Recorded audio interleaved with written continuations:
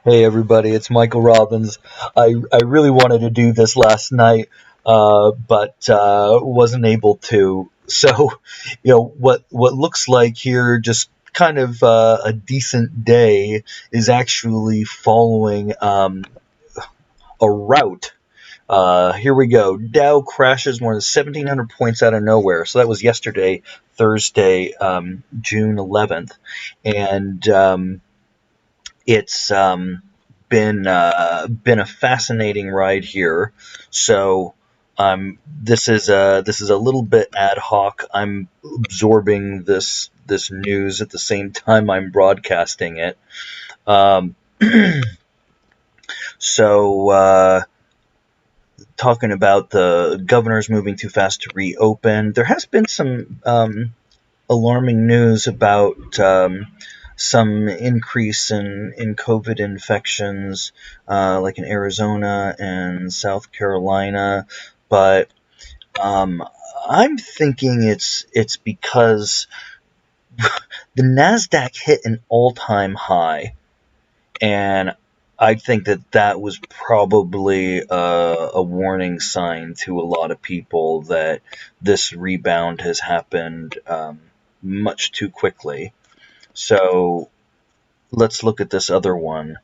Yes, the market lost 7% yesterday. Shouldn't surprise you. It happens every time. Um, let's see what it says here.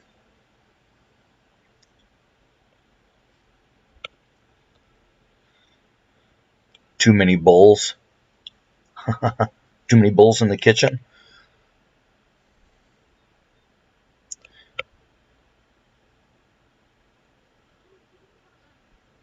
Market timer sentiment won't shift back to support higher prices until there's a lot more skepticism. Thursday's plunge started that process, but there's a long way to go. So where are we looking here? Okay, so here we have the COVID crash, right? And we had this rebound kind of going sideways and then surging up until this took a header yesterday. So even with that, right, nowhere near to these lows, and that's been one one theme that's come out is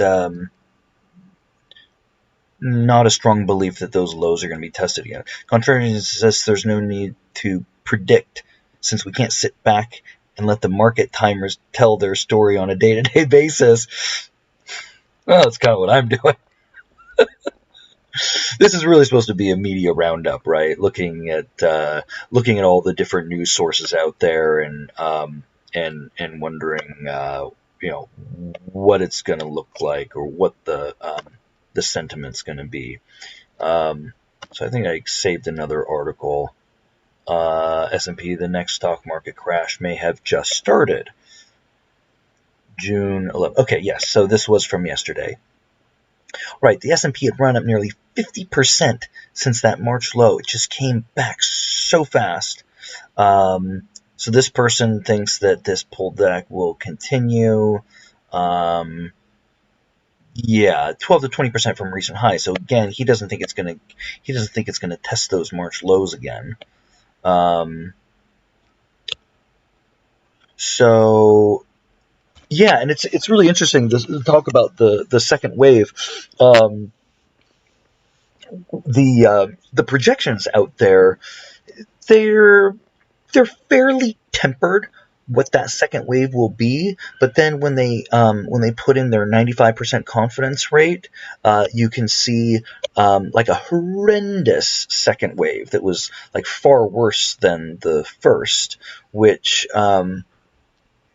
presumably means that there's no restrictions whatsoever.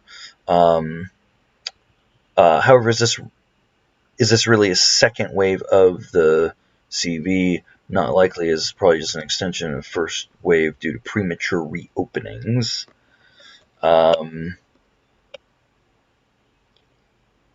One thing that is really misleading about all this is there the the infection rate and the testing rate. In that, obviously, as you have more tests, you're going to have more of these, asymptomatic or mild cases showing up. But there has also been a correlation to some of these spikes, quote unquote spikes, when some of these states reopen a bit too early. What's this? Annual returns versus 10 years.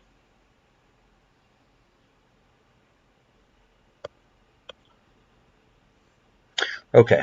Let me see. I think there's something over at Barron's too. Oh, but this updated.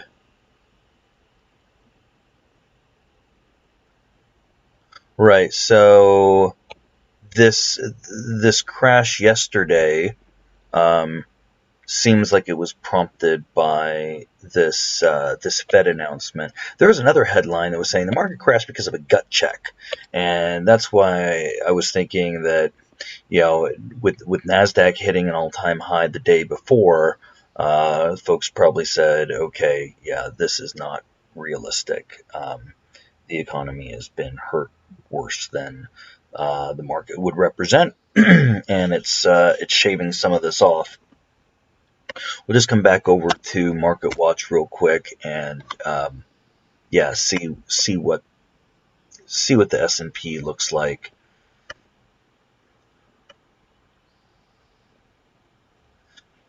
I mean, the amount of volatility that we've witnessed this year is really been extraordinary.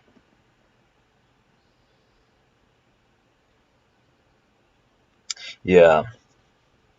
So yeah, this little correction here that we had, we're still well above these lows. I've kind of imagined the way that the market is reacting is that the economy has been shut down, so the GDP is contracted, right? Corporate profits contract, and so the market kind of has to hold back until it's got that visibility and that rationale to be where it is. And, obviously up here, it seemed like it was getting a bit ahead of itself and had to shave some off. We're still getting a lot of mixed messages on folks that think that we're going to just pull right on out of this, and others who are not so confident. But as they say, in hindsight, they'll be looking at 2020, and this will be a record to see what everyone was thinking. Have a good weekend.